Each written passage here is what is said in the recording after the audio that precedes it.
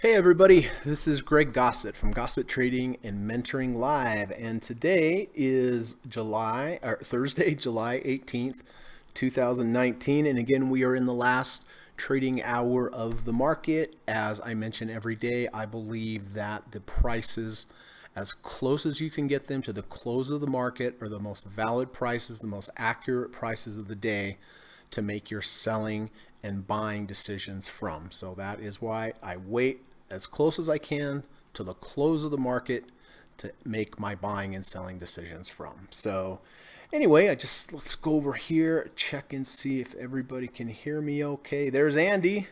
Hey Andy, how you doing? Good to see you, my friend. Thanks for showing up today.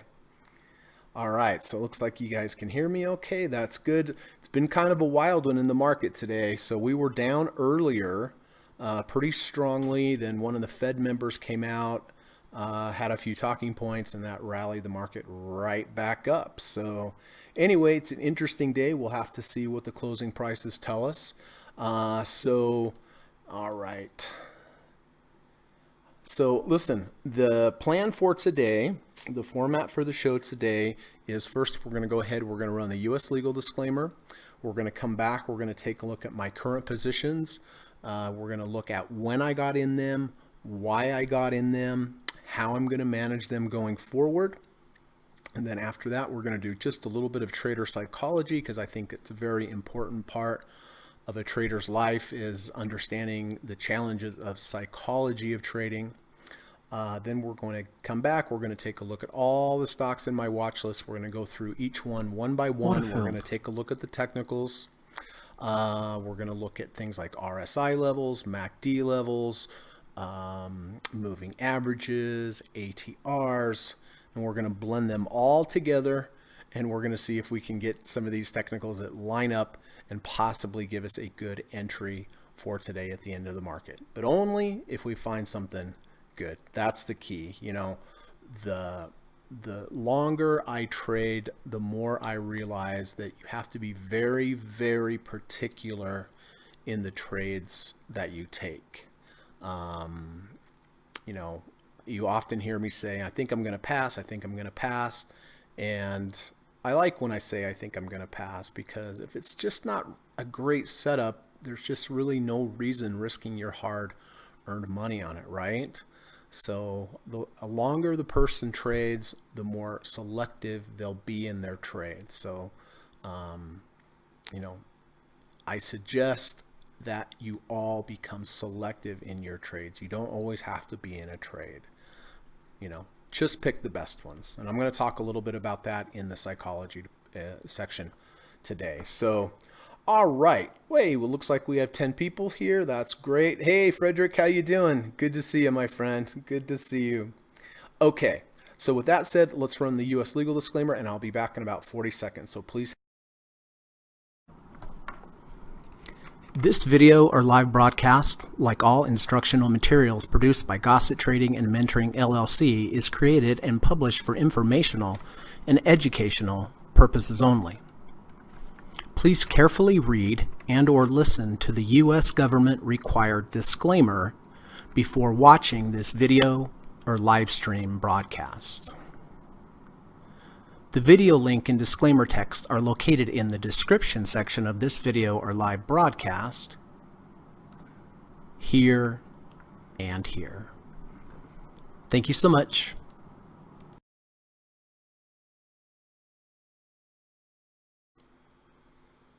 All right. Well, let's get down to business. Hey, Johnny. Hello.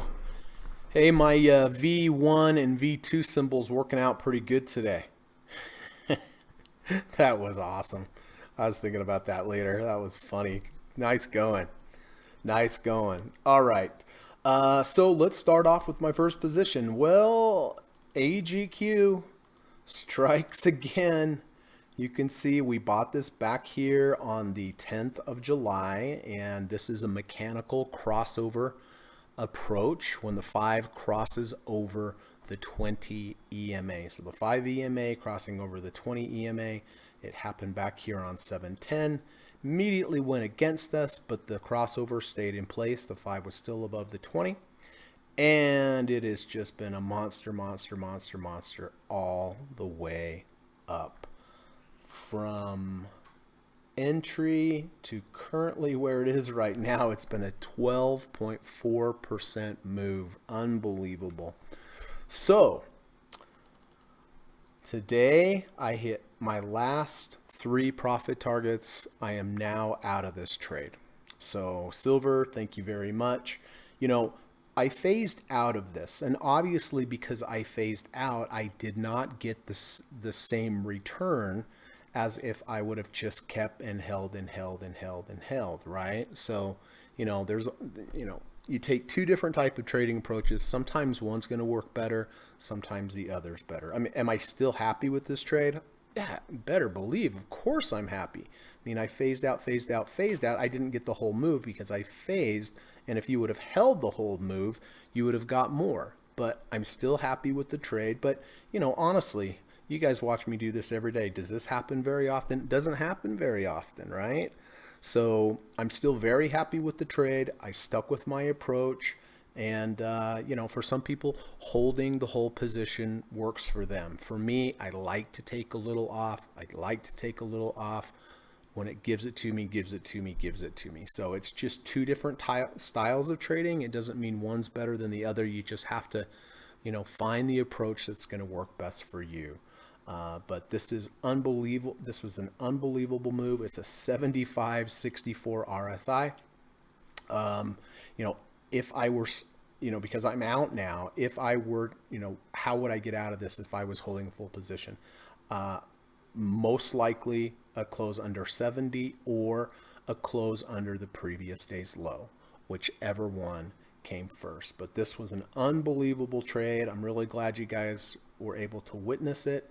Unbelievable. But yeah, when I do my crossover trades, I phase out to the upside as long as it goes my way, or if I have the 5 cross back below, I get out, right? Just one or the other, but I phase on the way out. And today ran out of shares. So what a trade, man, what a trade today. Unbelievable. All right. So let's get on to IWM. Well, IWM is also a crossover trade. As you can see, not quite the same move as silver. I did buy it back here on June 28th when the 10 crossed above the 50. This is also a good, valid, profitable long-term approach to trading the IWM, which is the Russell 2000.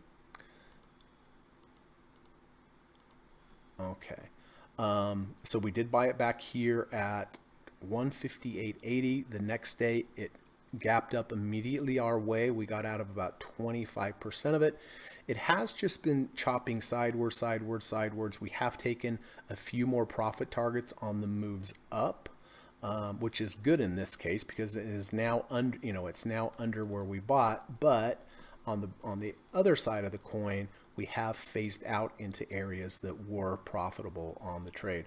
We did, just when I was starting the show, we did hit one profit target here today, which is nice. So we take a little bit more off the table. But this is a mechanical trading approach. This is a robot trade. So 2 things are going to happen. Either it's going to continue to move up and I'm going to continue to phase out, or the 10 is going to cross back below the 50. That will be my signal to exit the trade. The 1050 SMA is, it's a longer term moving average. So we might be in this one a while, but I like to have mechanical trading approaches along with discretionary approaches, because sometimes if you just trade discretionarily, you'll get a move and then you'll have one move that will get you out and you won't be able to get back in. And sometimes that happens. It goes up, has a sharp move down, and then continues to rally for another month, right? And you're not in it because the entry wouldn't be a good entry for discretionary entry. So that's why I like to vary my trading approaches, have some that are longer term, mechanical, like this one here on IWM, and then have discretionary trades as well. So glad we hit that profit target today. Always good to hit profit targets. It's the favorite. My favorite part of the day is profit target hitting day. Okay, so let's take a look at SPY.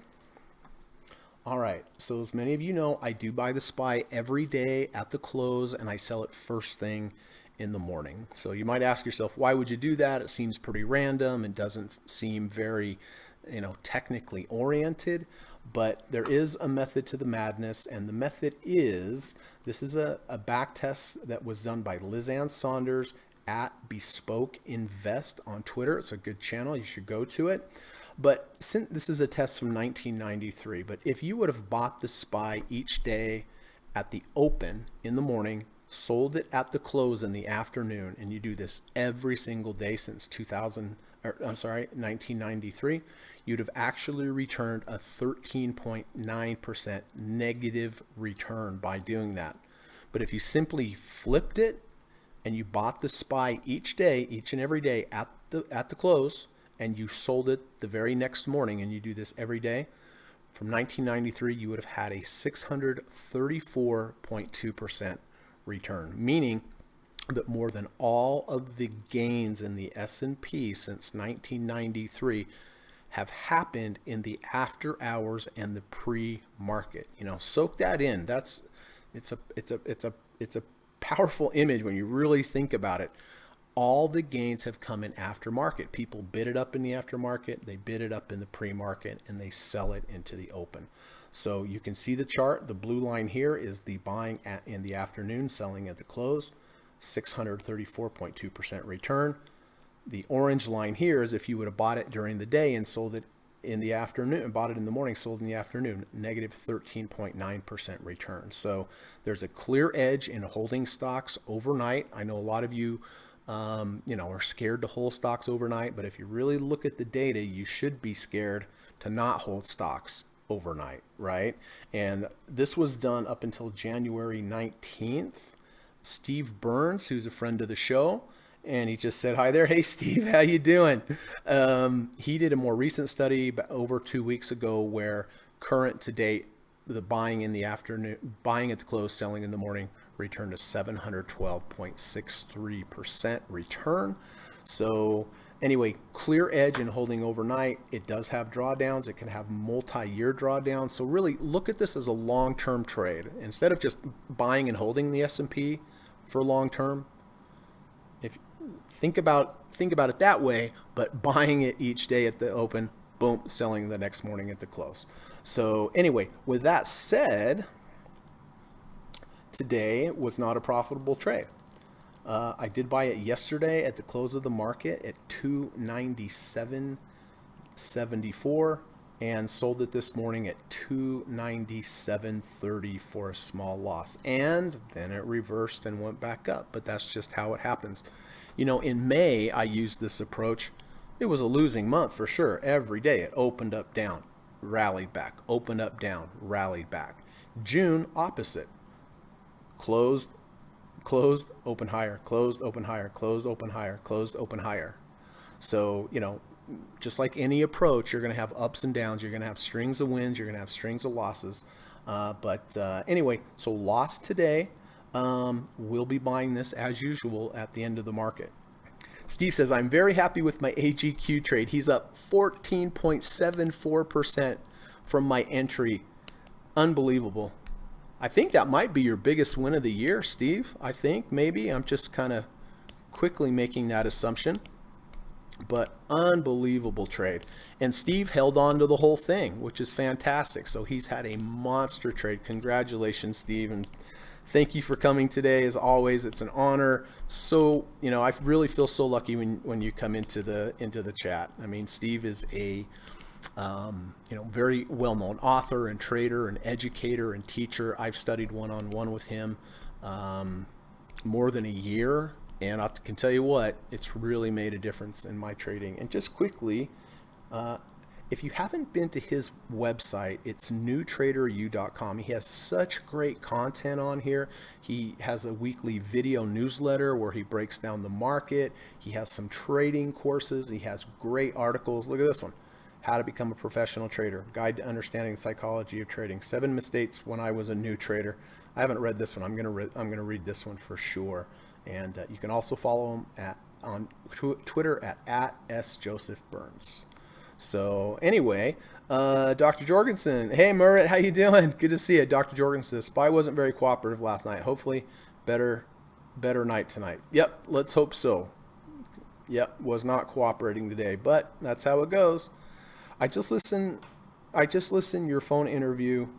Oh, Steve, I just listened to your phone interview on YouTube when I was driving to work. I don't remember which site it was, but with the guy with an Australian accent. It was a good one.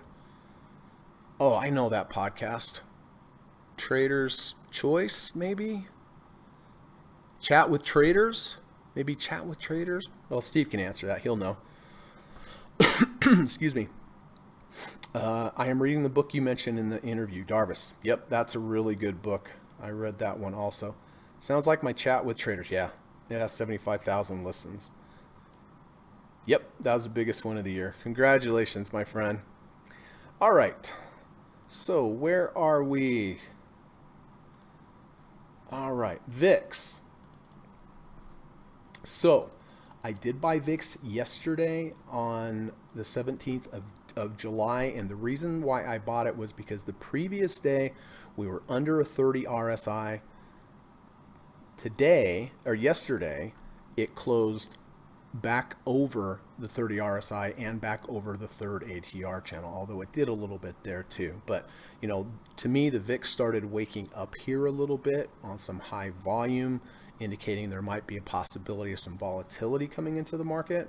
So I did buy it yesterday at 23.29. I only bought a quarter position because VIX is very, very volatile. So I only bought a quarter position instead of a full position.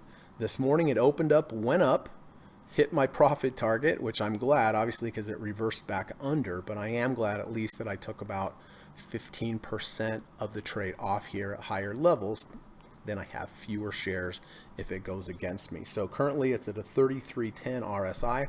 I will continue to hold this trade. It is hanging around about halfway of this bar. When you have a big bar like this, you tend to have some kind of support.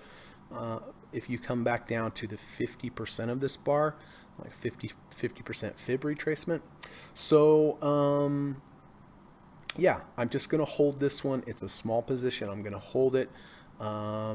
It's a valid trade signal, but I also like having a little insurance. But I like having a little insurance when it's a valid trade signal. So I will keep this until we have a close under the 30 RSI. All right, Verizon, I bought back here on the 12th of July. And the reason I bought it is that, I'm sorry.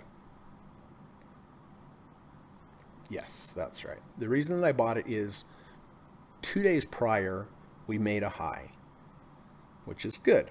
We made, we came up here, we moved above the moving averages. The next day, we went higher than the previous bar, but then we reversed, which is a bearish price action, right? But when you have a high, it gets taken out, higher high, and then reverses, which, if you guys know from this channel, this is actually a V1.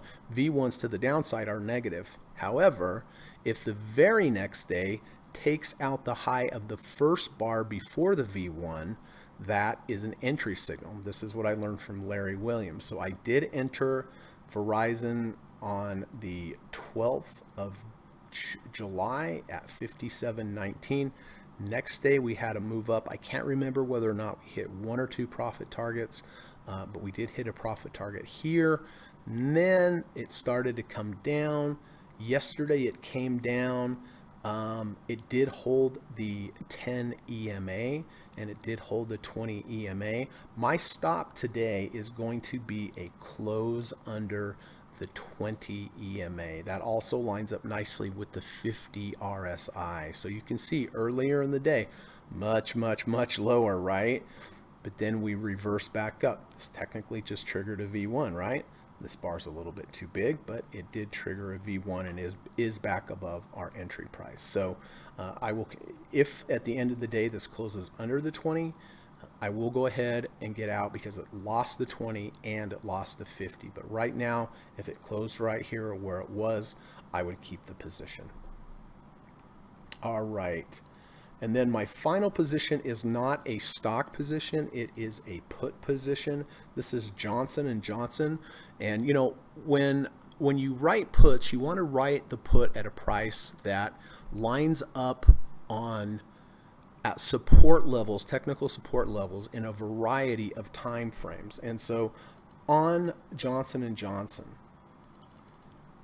I picked the $122 price expiring August 2nd. And the reason I picked the 122 is I like that the 1 ATR channel is directly underneath that. This should act as some support for people who trade monthly bars. So basically there should be some buyers, potential buyers coming in here. That's how I look at it. You know, when I look at a moving average or an RSI level, I don't really look at it just as a number or a line. I look at the lines and I look at those technical levels as potential buyers and sellers. So when I look at this monthly here, I see the 1 ATR channel down here. I'm pretty confident there are going to be some kind of buyers coming in at this level, because you know, we always trade daily bars, but people trade monthly bars, they trade weekly bars, they trade intraday bars. So you know, there should be there's a potential of buyers coming in here. And of course, if I sell a put, I don't want it to get down there, so I want to make sure that there are some potential sellers here. So 122 makes sense for me on the monthly. In addition, it's still in the value zone. Now if we switch to the weekly,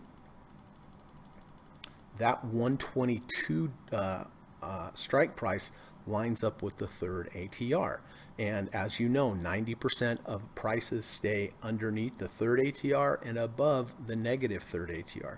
So the way I look at this is there should be some buyers that will come in here at the third ATR. So on the monthly, they're going to come in at the -1 ATR. On the weekly, I feel like they're going to come in at the negative third ATR on the weekly. And then on the daily, price is way down here, but I want it to line up with something on the daily as well.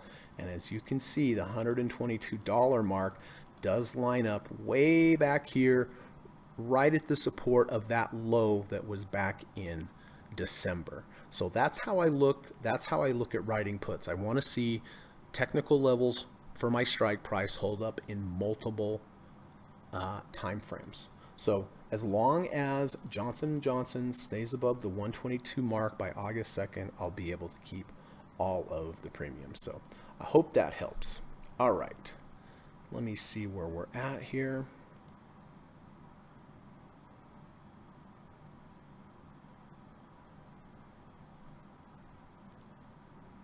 Okay, so those are the positions. AGQ, we had a monster day today. We did phase out of all the positions. Those are now gone. Thank you very much, AGQ. It was a huge trade for us. IWM, 1050 cross. We did hit one profit target today. The SPY, we are going to be buying the SPY again for our overnight SPY trade at the end of the day. VIX, we'll be holding this until it closes under the 30 RSI. It's still above the 30. It's in the channel. It's holding halfway that bar. So actually I still kind of like it here. And then Verizon did actually go positive for us. So as long as Verizon stays above the 5708, which is the 20 moving average, 20 EMA moving average, I will be keeping this as well. All right, so listen, before we get into going through the watch list and seeing if there's anything interesting for us today, I do want to do a little bit on trader psychology. I feel like it's the most important, literally the most important part of trading. And I know I always harp on this, but I want to help you guys, and I hope that the repetitiveness of what I say sinks in little by little, because it's so important. Let's see. This is from Thomas Payne at Trader T Payne on Twitter. It's a good channel.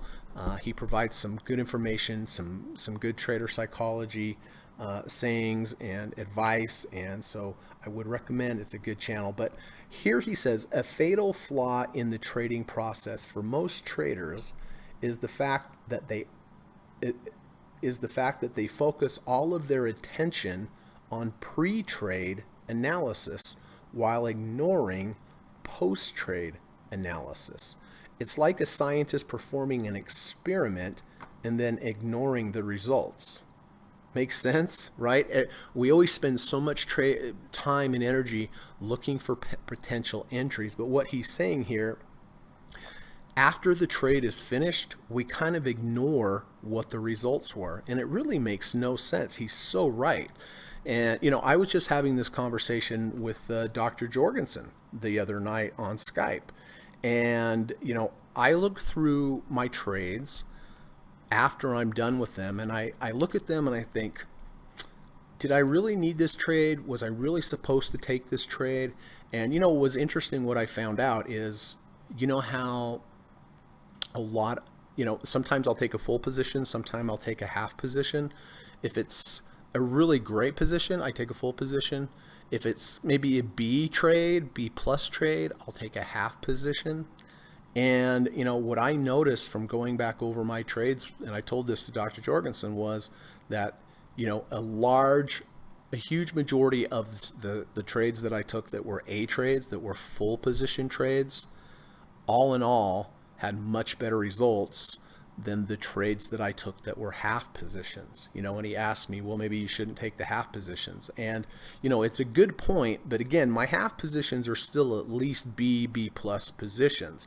And, in my experience, looking back over the trades, I feel like the half positions still have a positive expectation, still have an edge. But, when I really went through and I looked at all my trades, I was like, okay, here's a half position. Oh, that one didn't work out. Here's a half position. That one didn't work out. Here's a full position. Yep, went well, right? Just like silver. We took a full position on silver, thankfully, right? But anyway, look at your trades after they're done, after you're out. And it will tell you a story. And after the trade's done, after the emotion's out of the trade, you'll look back and I'll bet you that your subpar setups were, you'll have more losers than you will winners. From talking with my clients, there's kind of a common thread. And this is how it goes.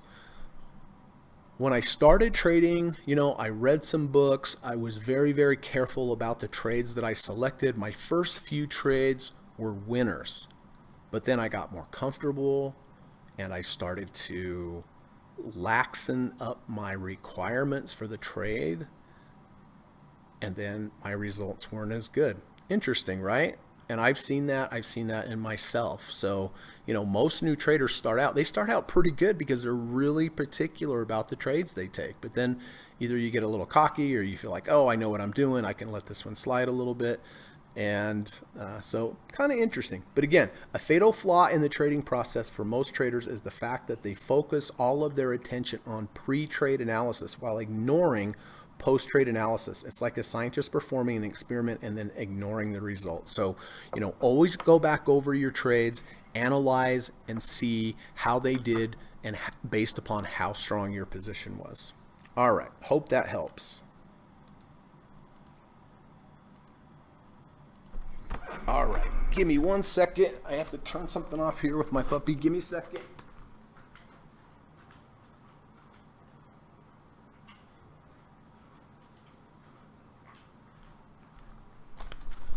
Okay.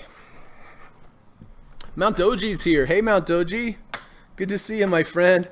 Murat says, I just finished the first 2 chapters. It reads really well so far. I would never buy this book because of its title.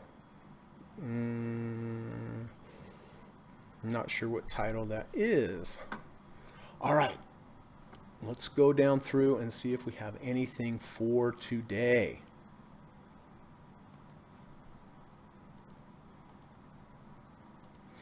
All right, Apple.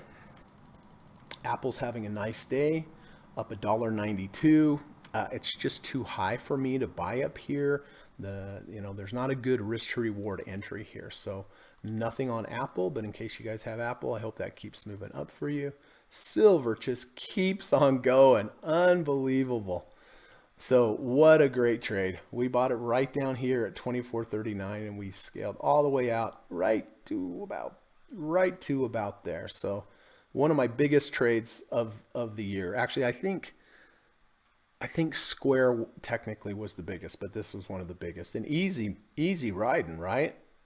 Don't have to do anything because there's nothing to do. All right, advanced micro devices. Well, advanced micro devices came up above the third ATR channel, poked its head up here a little bit, tested the waters up here, didn't like it. Like I said, generally most of the prices stay under the third ATR channel and stay over the negative third ATR channel. So it is coming back into value. Don't want to buy it right here, right now. Because we would just be anticipating that it would hold this value. I like to see it come down. I like to see it move sideways. I like to see it attempt to go down and then go back up so I can get back in the trade in the direction that I want it to go. So, let's be patient. Let's see it get back into the value and then possibly wait for a V1 or V2 entry. Amazon.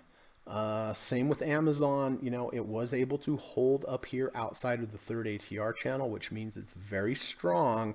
But then a few days ago, it did lose the channel. And when you lose that channel, especially at these high elevated RSI levels, generally it's a bear sign, and it did come down. It actually got right about to the 20 EMA today, tested that, held that.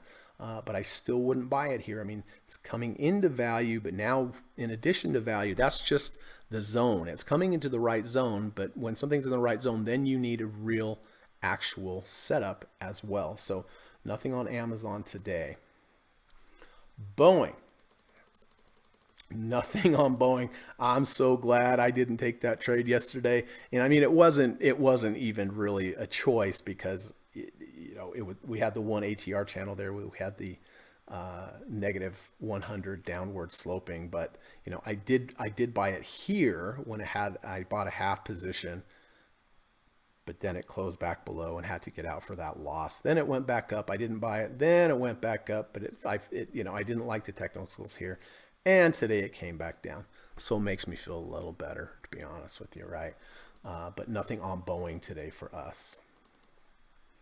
Alibaba, well, did not like that 100-day moving average. We now have a lower high in place, which is generally, a bit of a bearish signal. Nothing on here. We'll just have to wait and see what happens in the future here. Caterpillar.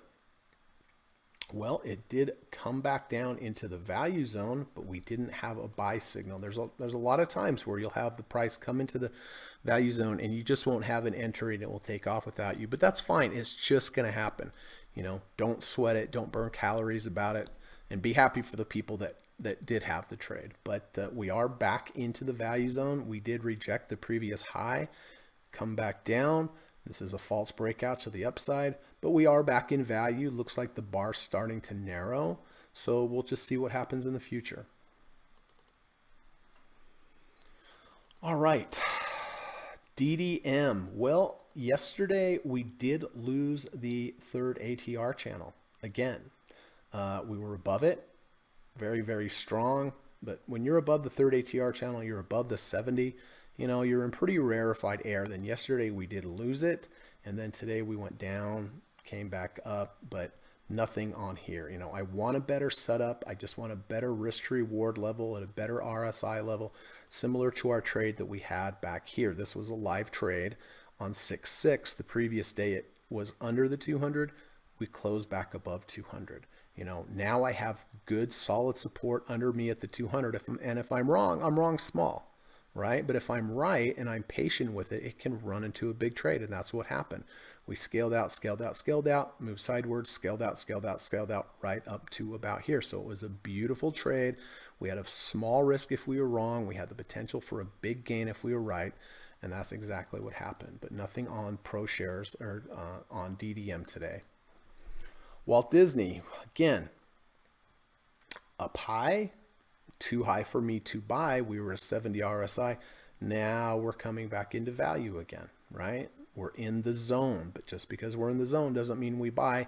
Now we need these bars to move sideways, show that there's no more sellers left, look for a V1, V2 entry, and then maybe go back up and test the high. We had a real life trade back here on June 3rd on Walt Disney inside the value zone. We had a V2, day 1, day 2, day 3, day 2 washes out day 1, day 3 closes above day 1. Also rejected the -1 ATR channel, which is very positive. And you can see this was a beautiful, nice trade for us. We phased out all the way up until about here, but nothing on Walt Disney today. All right, Etsy. So, I did take a entry back on the 15th of July when the 10 crossed over the 50. This is you can use this as a mechanical trade. I'm not, this 1050 does back test well on Etsy, but I'm not using this as a mechanical trade. I use the 1050 cross just as a signal to enter. I did enter. The next day it went back down, had a lower high, lower low. I did exit this for a loss. Now, I will be entering this again today because of the V2. Here's day 1, day 2, day 3. Now, day 2 does not wash out day 1 a lot.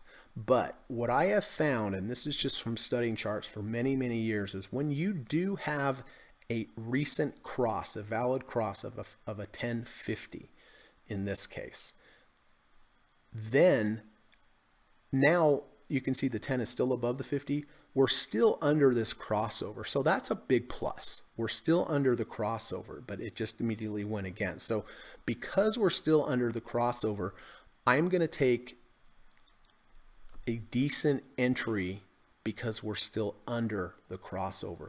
And you know, this is a V2. It didn't wash it out very much, but it is happening within the value zone, and it is a V2. Here's day 1, day 2 does wash out day 1, day 3 looks like it's going to close above day 1. But the most important part here, I would not have taken this trade unless it was under the crossover. So the crossover is still valid, it's still bullish. So I will be buying Etsy at the end of the day based upon this V2 in the value zone that happened while we're still under the positive 1050 cross. So I know this is a little bit different. We've never talked about this before, but that's my plan on Etsy. So we'll mark that. Facebook, well, same thing. Facebook came over the 1/3 ATR channel, over the 70, came back in it, and today it has moved back down a little bit. So, well, it's getting, it's getting here into value, but it's not there yet, and the setup's not there yet. So let's just watch it and be patient.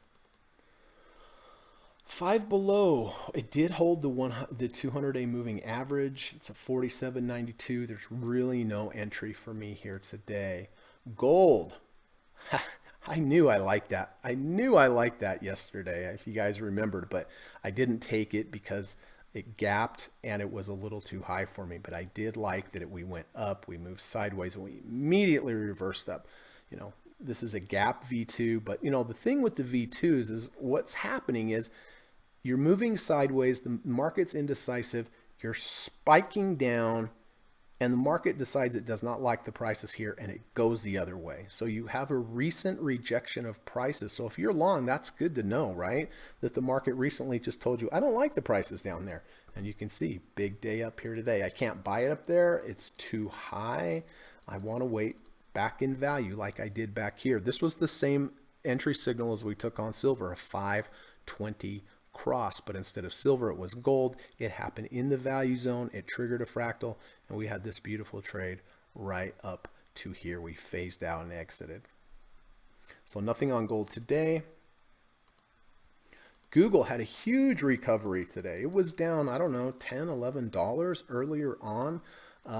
Nothing to buy here today, but what I do want to point out, you see the previous high. Here's the previous high, which is going to act as resistance. We broke through that resistance. Now this old resistance becomes support. See how we came down to that support? Not quite to the penny, but pretty dang close. It rejected it. And at the same time, you see how this high, this support lined up right with the 1 ATR channel. Interesting, right? Look for those things. And I mean, you know, it wasn't to the penny, but was probably 40, 50 cents, which is not a lot on Google. But here was the previous support. And that support lined up right with the 1 ATR channel. So here are two levels of support or two groups of buyers. And this is exactly where it bounced. So any of you that have Google, I'm really glad that that rebounded, because that wasn't looking so hot earlier today. But nothing on Google today. Goldman Sachs. Microsoft has earnings after the bell today, so that's going to be a big mover shaker. Goldman Sachs is 67, 62 RSI. It's just too high up here. You know, 90% of price action stays under the third ATR channel. So statistically, I don't want to buy up here at this level, right? Because more than likely it will come back under that. Don't know for sure, but nothing on this today. This was a real trade that we took back here. We had a multiplicity of signals. We took out this fractal. Here's a high with two lower highs to the left, two lower highs to the right. And in addition to that, we closed above the 200-day moving average. So boom, boom, boom, got up here, tested the 70, failed. This was a beautiful, quick 2-day trade for about 3.3%. So nothing on Goldman Sachs. IBB, having a nice day here. My plan on IBB going into the future, just like with silver, is a crossover. And the crossover here is a 530 crossover. So the blue is going to have to cross back over the gray. So it's not there yet, but when this does eventually cross back over, that will be my entry on IBB. Intel, big up, big down, big up, 62 RSI, really nothing there. IBB, of course, we have the crossover. We're under the 1050 crossover right now. Did hit one profit target today. Johnson & Johnson, that's what I sold the put on, down to 122 by August 2nd.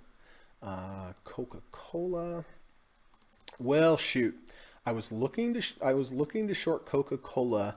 This is a good example of an uptrend running out of momentum. Here we have a high, we have strong MACD bars, which indicate strong momentum. Now we make a higher high, but you see how now the bars are not as high. It's running out of momentum. Now we make a higher high. There's actually no green bars. So this is called a triple top with a bearish divergence. I learned this from studying one-on-one with Dr. Alexander Elder. Then we make another stab higher and reverse. I would have entered a short on this trade, a V2. Here's day 1, day 2, day 3, day 2, washes out day 1 to the upside.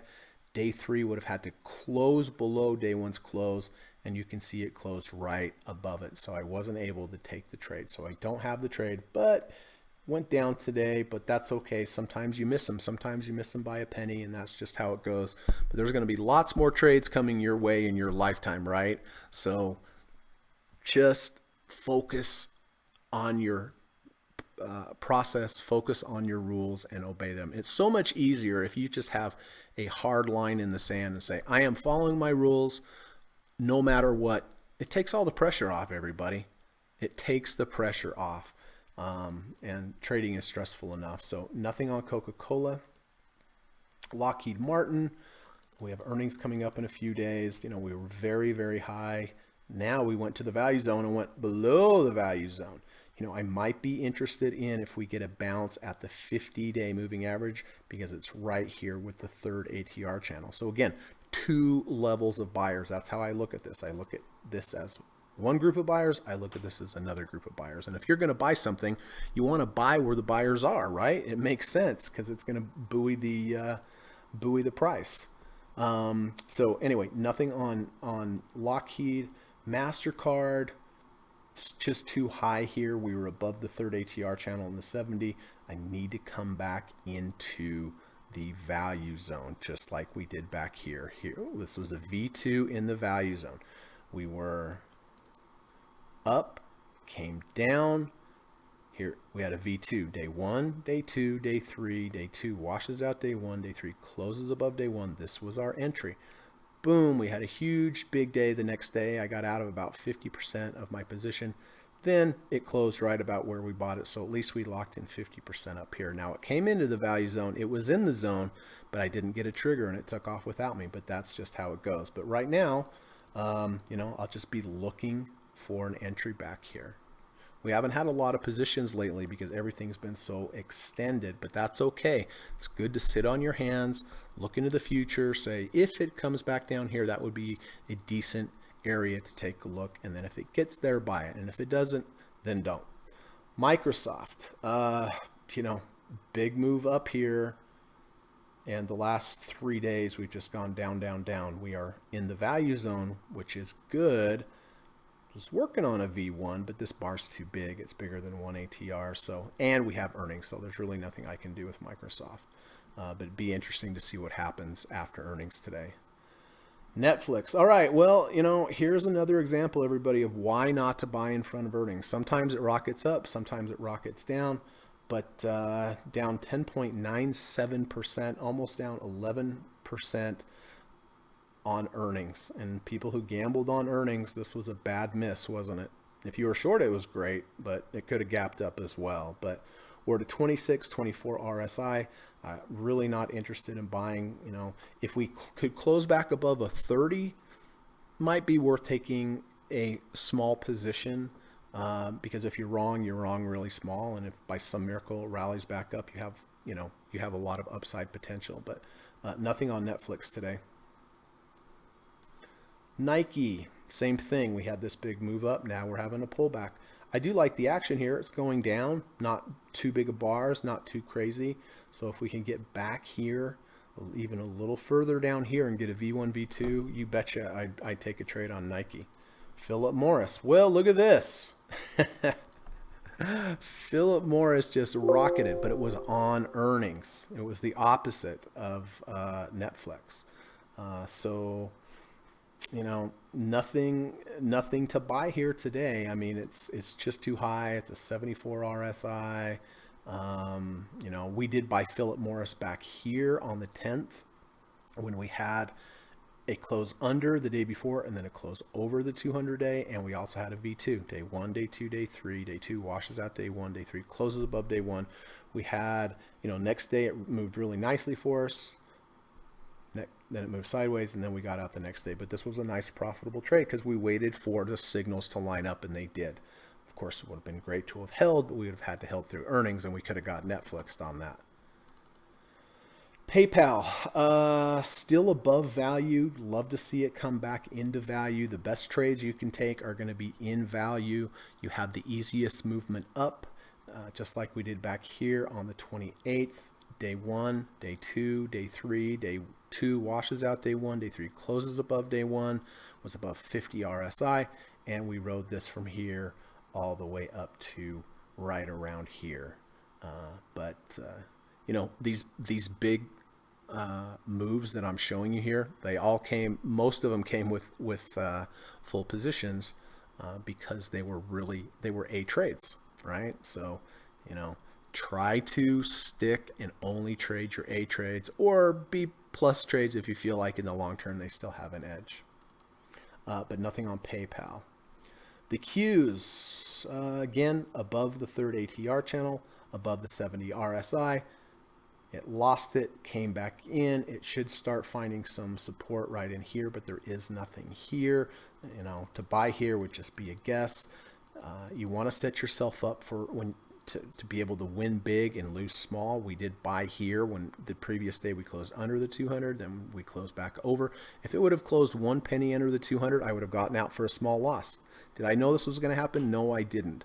But if it closed below, quick loss. But if it goes up, be patient with it.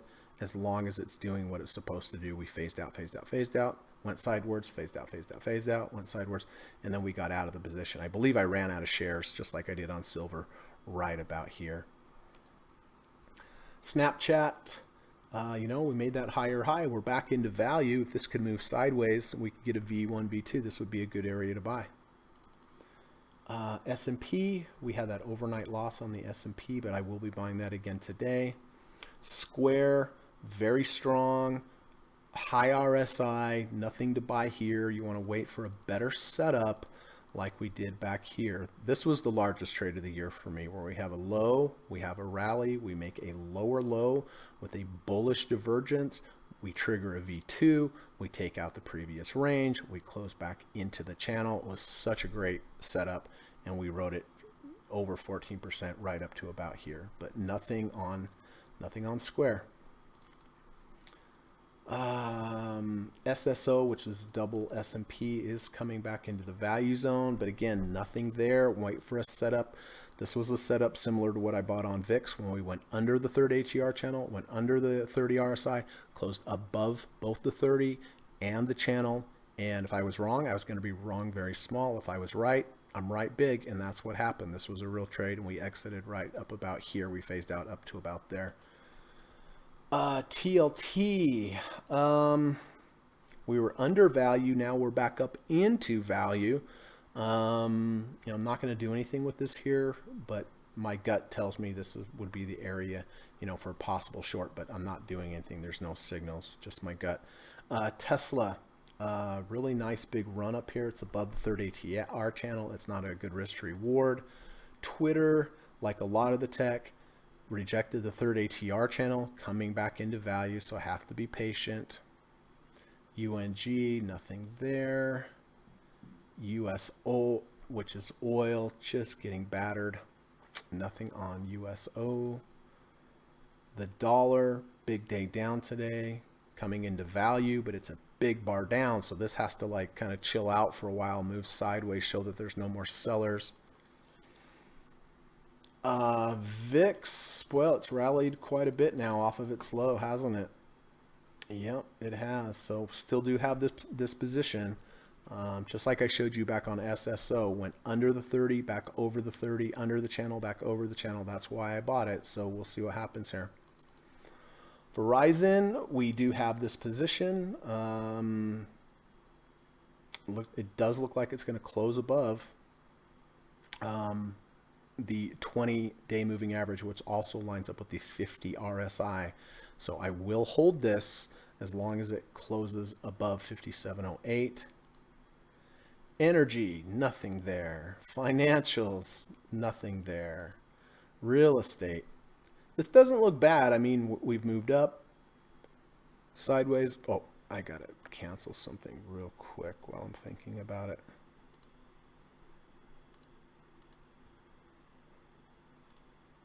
Okay. But this is setting up for a good V1, V2. We moved higher. We've come back down to the value. We're moving sideways. You know, if today would have closed above 2 days ago, that would have been a valid V1, V2. But we might get a V2 tomorrow. Who knows? But nothing there. Utilities, nope. Healthcare. I will be buying healthcare at the end of the day today. Why? Okay. So we move. We move high. We make a high. We come back down. We rally, we make a lower high. Mount Doji, this is exactly what I'm talking about, where you make a lower high.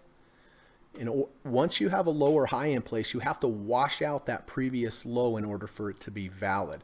So then we move sideways, sideways, sideways, sideways, sideways. See, this is what I really like to see, everybody, is this sidewards movement. And look at the volume, right? The volume picked up, meaning that people did not want to sell. Everyone that tried to sell it got bought up. Now look at this beautiful V1, everybody, that happens in the value zone, that rejects the 1 ATR channel. So up, down, sideways, stab down. People didn't like the prices down there. Reverse back up. It looks like, certainly looked like it's going to close above the yesterday's close. So I will be buying a full position on XLV, which is the healthcare ETF sector. My stop will be, this is the washout bar. My stop will be a close below halfway of this bar. But this is a good setup. I like this setup. I'm going to take a full position in this today. Nothing with pharmaceuticals. So,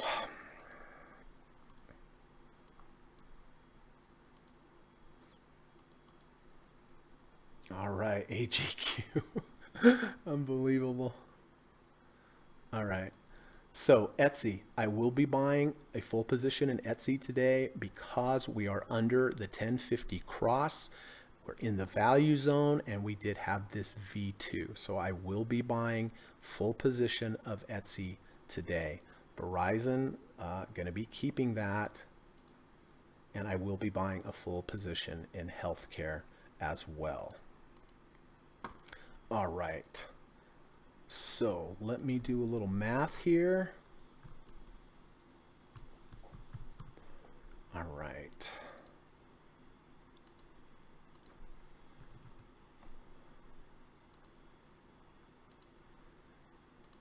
So let me... Order cancelled. Oh. Etsy, I cannot do a market on close. All right. Order partially filled. Do it that way then. Order filled. And then, all right. So 750 minus 511 is 239. Okay.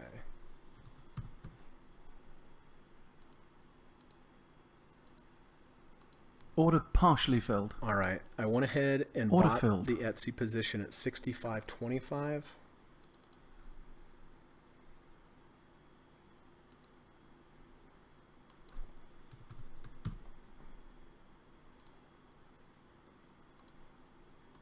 So that's position 1 today. Again, we're still under the 1050 cross, which is good. We're in the value zone, which is good, and we did have a V2 to the upside, which is good. My stop on this will be halfway of the washout bar, so most likely the 50-day moving average. And then healthcare, I do have that. Let's see, 158. All right, let me see here.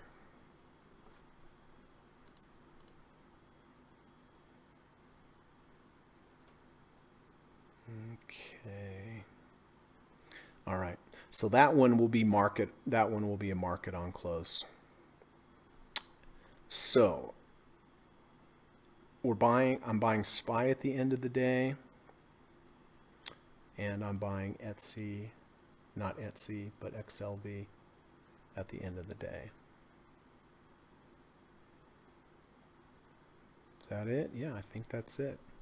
So the two trades today are the Etsy, the V2 still under the 1050 cross and in the value zone, full position, and the XLV at the end of the day because of this really nice V1. It's beautiful V1. Comes up, lower high, washes this out, moves sideways, sideways, sideways, sideways, sideways on higher volume, which I like because that means people are trying to sell, but people are right there to buy it right back up. We wash out down here, reverse back up, showing that the market did not like the prices down here. And in addition to that, it's a bullish engulfing bar where we're lower than the previous low, higher than the previous high.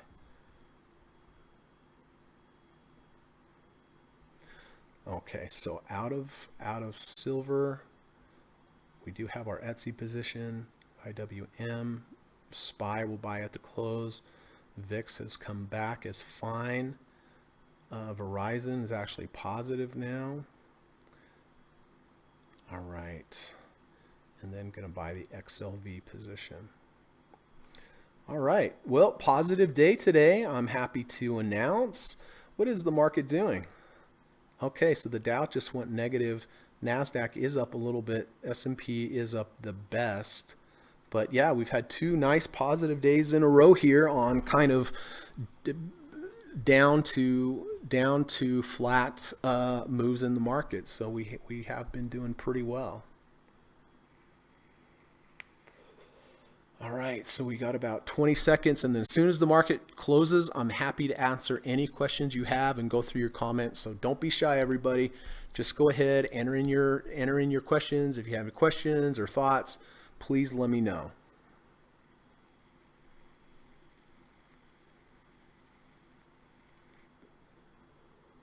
Order cancelled. Order filled. All right. Order filled. All right. Order filled. Order cancelled.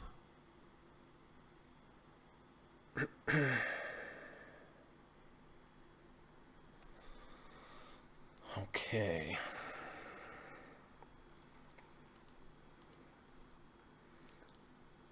So let's see. 298.83 on SPY.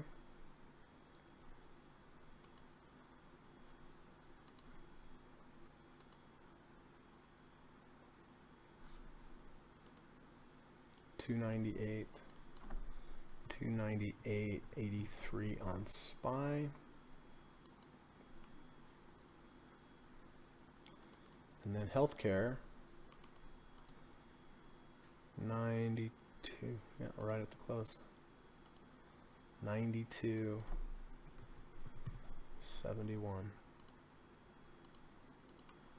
So those are our positions. Etsy 65.24.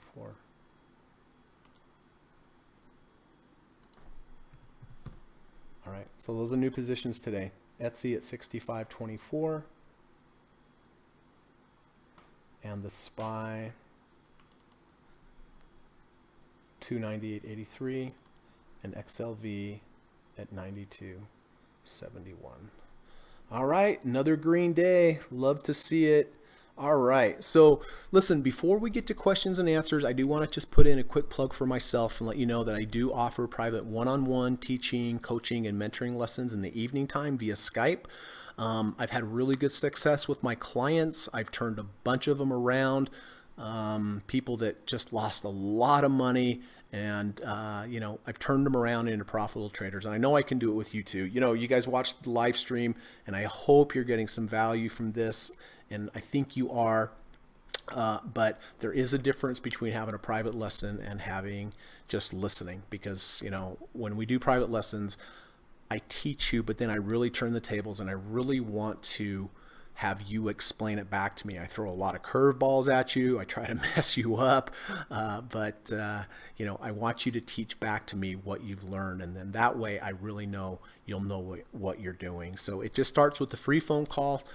Just if you're interested, reach out to me on on Twitter, or on my email, which is in the description of this video. My hourly rates are also in the description also, but it starts with a free phone call. I want to get to know you better. I want to understand why you got into trading, how you're trading, what your challenges are, what your goals are, and then I'll put together a lesson plan that fits your goals, to attempt to achieve your goals, fit your financial situation. But the lessons really are of value. So, if you've been thinking about it, please reach out, and I really think you'll get a lot out of it. And then lastly, if you wouldn't mind, if you could please hit the thumbs up button, I would really appreciate it. It helps with the rankings on Google. There's a lot of people out there that have a really tough time with trading.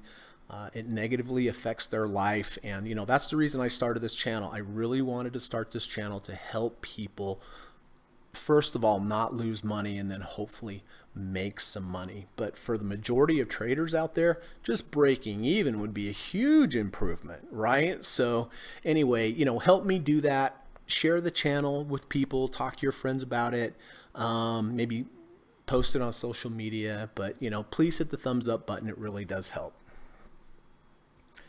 All right, let's see. Mount Doji said, wishing I had gold and silver. Yeah, I know, but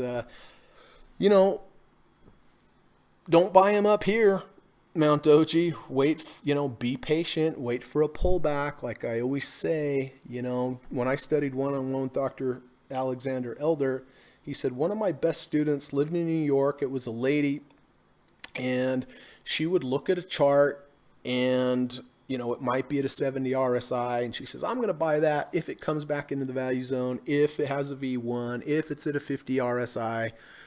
And, that might be 2 or 3 weeks away, but, there's value in having patience. And she would print out the chart, she would write notes on that and say, okay, if this gets to this price, then, I will buy it. And there's a huge advantage to having patience.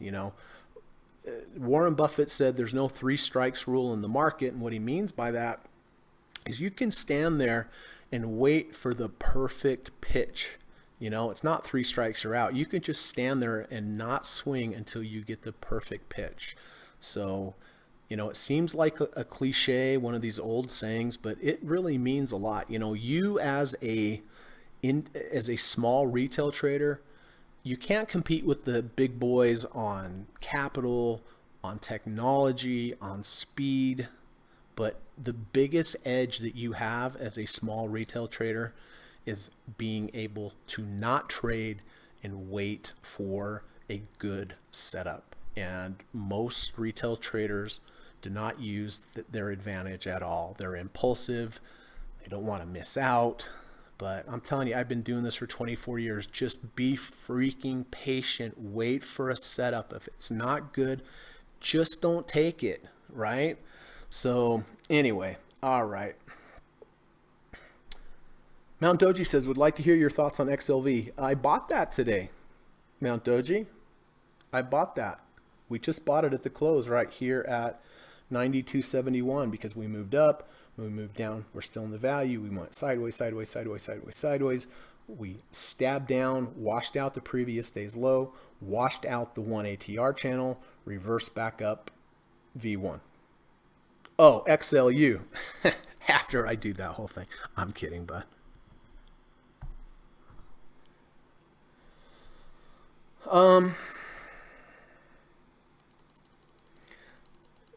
So, I mean, XLU did have a V1 today. Not a great one, but it did have a V1. But I know I wouldn't take it up here, Mount Doji, because of it's above the 1 ATR channel. Remember, the easiest moves come from the middle of the channel up to the third ATR.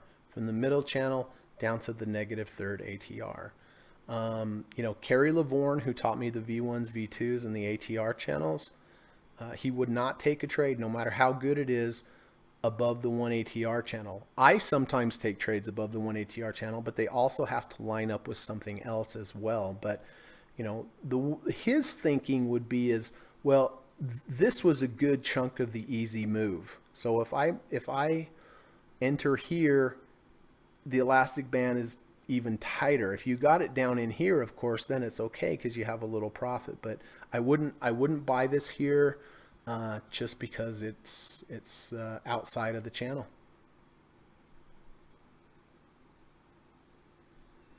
Murat says, wait for a setup, one of the most important things in trading.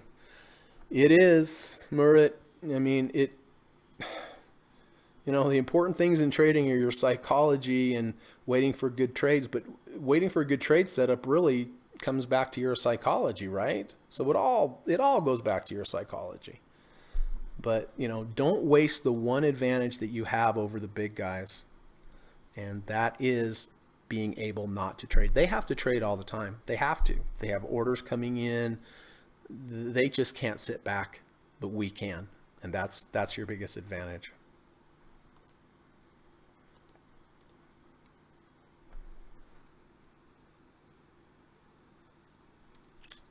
All right.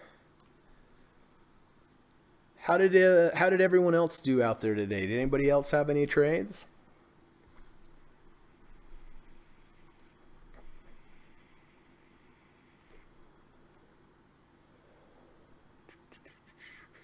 Mount Doji says, I really like stock charts, by the way, learning how to use it more and more.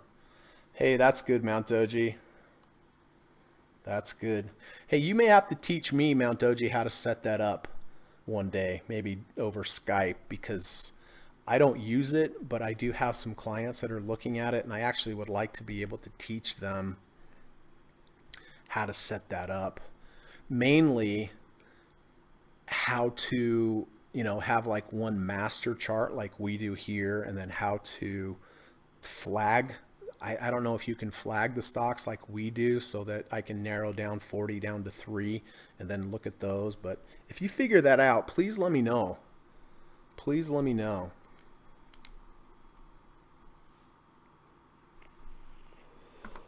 All right, so AGQ, look at this trade, unbelievable. So we're out of this today. Thank you very much, Silver. Really appreciate that.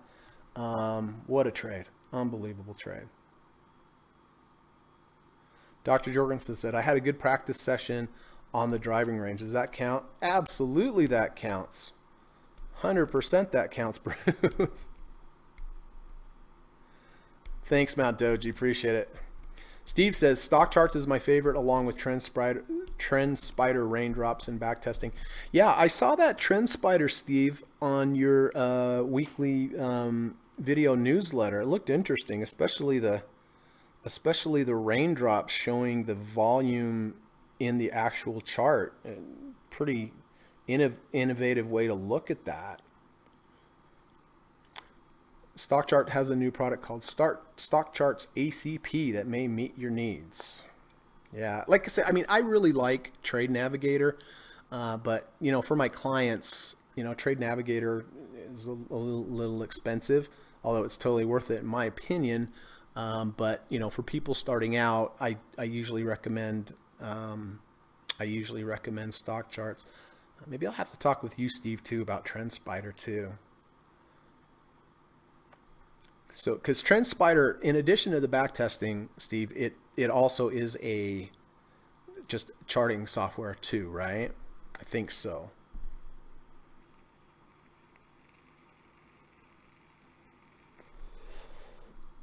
All right, so we're out of silver.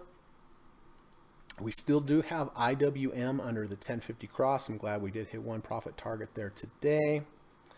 SPY, we rebought SPY on our overnight here. 298.83. VIX, we still have. We did hit one profit target. Verizon stuck in there today, so hopefully that will hold. And then we entered Etsy today on the V2, and we entered XLV on the Sweet V1. Frederick says, how can you trade if you cannot check your stocks at the end of the day? Well, in my case, Frederick, I would not be able to trade if I couldn't check my stocks at the end of the day, because I base all of my trades at the closing price. So, you know, if I wasn't able to be in front of my computer at the end of the day, I just wouldn't be able to trade. We talked about this before. I mean, depending on what kind of trade I had, I may have to just go flat if I couldn't be in front, because, you know, you don't want to let something get away from you.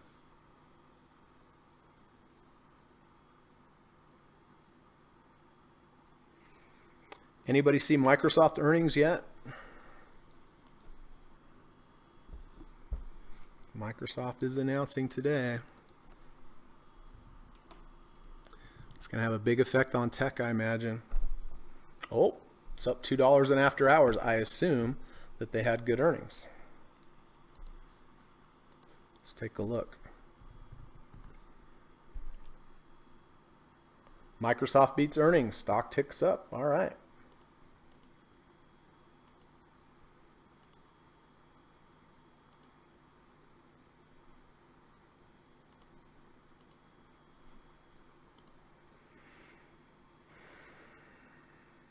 Frederick says, can I trade the same way weekly? You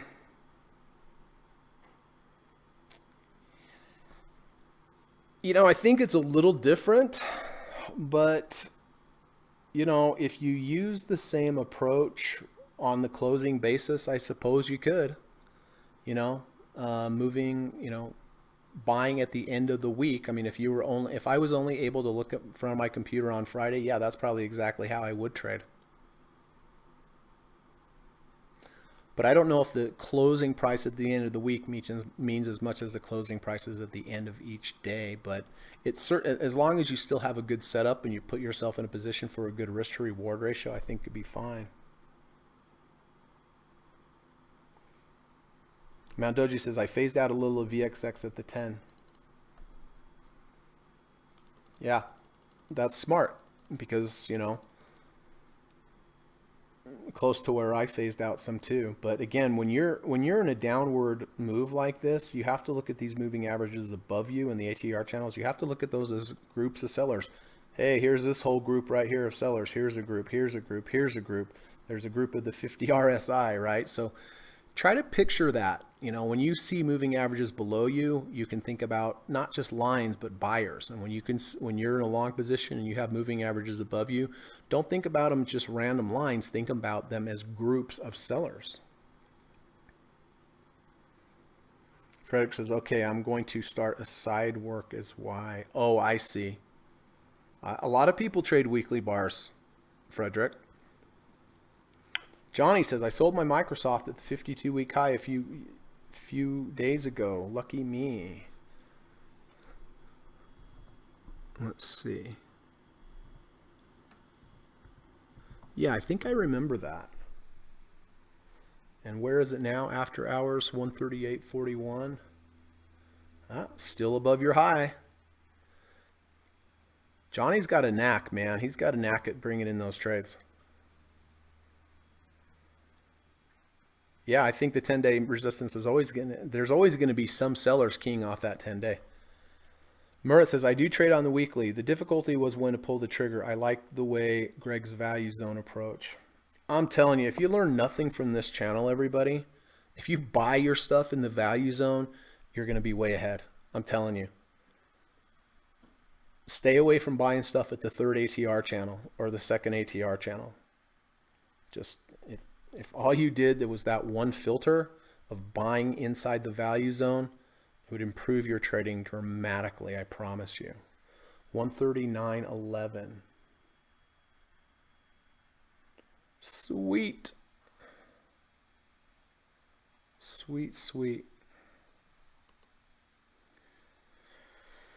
Okay. Well, last call for questions. Otherwise, I'm going to put on my hiking boots. I'm going to head up into the mountains, have a hot hike today. Steve, congratulations on your full boat silver trade, man. I'm proud of you. That was awesome. I mean, what a historic trade. What a historic trade. I mean, trades like that can make your year. You know what I mean? And it's not over for Steve. He still has it. Who knows? We may have another day up. Mount Doji says, can you go over XLF a little more? I know you said there's nothing there earlier, but I wanted to hear why. Okay.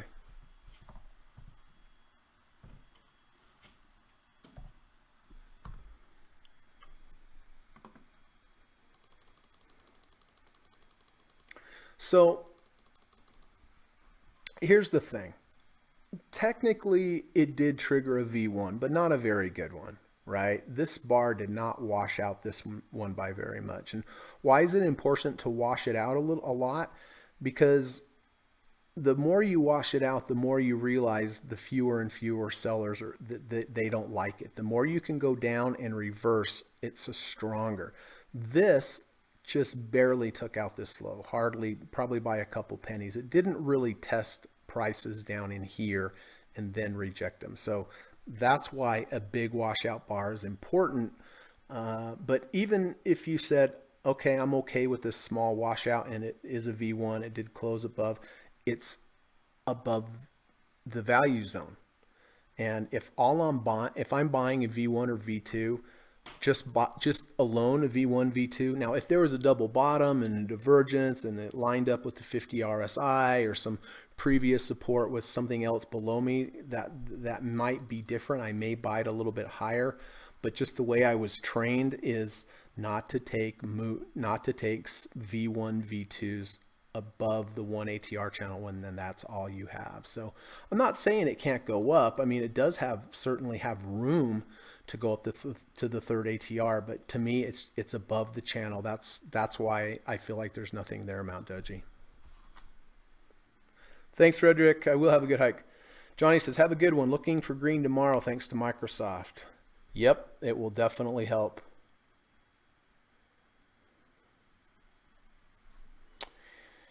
All righty, everybody. Well, listen, go out and do something nice for somebody today. Just give them a smile or a wave or hold the door open or just be polite. That would be a good start. We need that in our society. These days, we need a little bit more niceness. So listen, if you have any questions that you didn't answer today, feel free to send me a question on Twitter or on my email. And again, if you haven't hit the thumbs up button, please do. It really does help. And then we'll be here tomorrow. Hopefully, God willing, Friday will be the last trading day of the week. And oh, you're welcome, Mount Doji. Good seeing you today, buddy. Thanks for coming by. So Thanks to Mount Doji, thanks to Frederick, thanks to Johnny, thanks to Merritt, thanks to Steve Burns, as always a pleasure and an honor. Dr. Jorgensen, thanks, bud. Talk to you later. And Andy. So thank you, everybody. Hopefully we'll see you again tomorrow during the last hour of the market. So have a good rest of your day, and we'll talk to you later. Bye-bye. U.S. government required disclaimer. Stock, options, futures, and forex trading is not appropriate for everyone. While there is a potential for large rewards, there is also a substantial risk of loss associated with trading. The material in this video or live broadcast is not geared towards any particular individual or to any particular financial situation and is not intended to meet the particular investment objectives of any viewer. This video or live broadcast, like all instructional materials produced by Gossett Trading and Mentoring LLC, is created and published for informational and educational purposes only. Any and all information contained in, implied, or referenced by this video or live broadcast is not to be construed as investment advice, and no representation is made that any individual or entity involved in production of this video or live broadcast is an investment or financial advisor or is registered or authorized to give any financial advice. We are publishers and educators only. Therefore, the various producers of this video or live broadcast will not accept liability for any loss or damage of any kind which may arise either directly or indirectly out of the use of any of this material, including any loss of profit. No representation is made that any account or investment will or is likely to achieve the profit or losses demonstrated. We recommend consultation with a licensed and qualified professional before making any investment decision. This video or live broadcast is not to be construed as an offer to buy or sell any security, financial instrument, or financial product of any kind. Notice is hereby given that any individual or entity involved in production of this video or live broadcast or their clients may have an interest in any security, financial instrument, or financial product mentioned or referenced. Any simulated or hypothetical performance result depicted does not represent actual trading and therefore may under or overcompensate for the impact of various market factors such as lack of liquidity. Thank you.